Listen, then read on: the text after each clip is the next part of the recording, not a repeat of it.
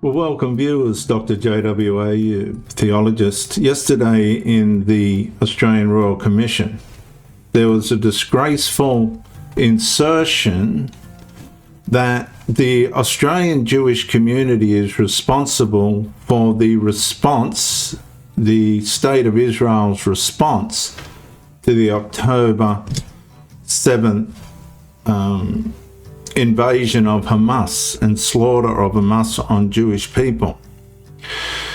Now, in my transcript, I'm going to ultimately give rise to a question that extends beyond the Israel-Hamas conflict itself, because this is the Australian Royal Commission into anti-Semitism and social cohesion in Australia. Now, I'm going to ask why a Royal Commission established to investigate anti-Semitism within Australia would devote substantial attention to the conduct of a foreign sovereign government.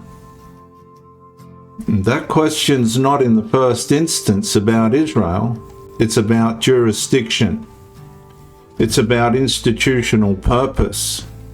It's about the constitutional discipline expected of a domestic Royal Commission inquiry.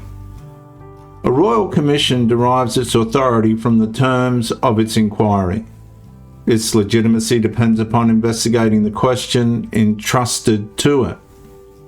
If its mandate is to examine anti-Semitism experienced by Jewish Australians and Australians, then its primary object of investigation would ordinarily be Australian conduct, Australian institutions, Australian policing, Australian public demonstrations, Australian community relations, and the lived experience of Australians.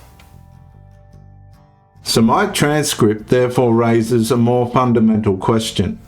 What analytical purpose is served by introducing extensive examination of a foreign war into an inquiry whose stated concern is the treatment of Australian citizens? The issue is not whether the Israel-Hamas conflict is important. It plainly is.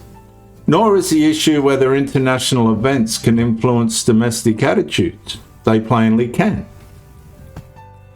The issue is whether those international events become the object of the inquiry rather than part of its context, and that distinction matters.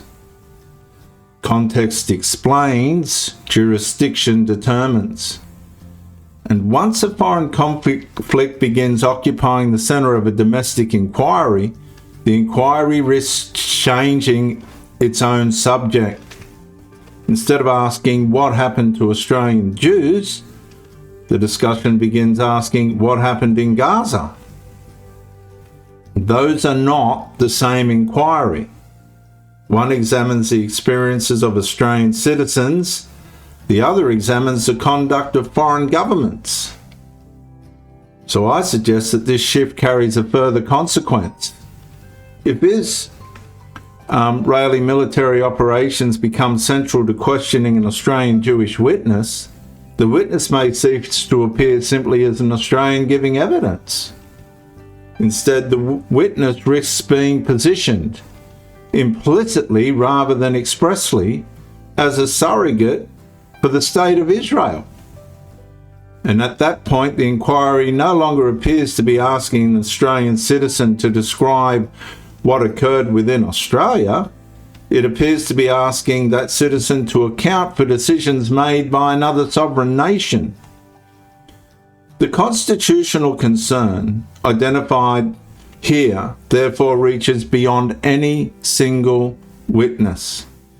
It asks whether a domestic institution can preserve public confidence if the focus of its inquiry gradually moves from the conduct of Australians to the conduct of foreign governments. And that is the question that leaves us hanging. Not whether Israel was right, not whether Israel was wrong, but whether a Royal Commission established to investigate anti-Semitism in Australia should require a foreign conflict to become a central pathway through which Australian anti-Semitism is understood. And that is a question of institutional integrity, analytical discipline, and the preservation of the distinction between Australian citizenship and international geographical geopolitical conflict.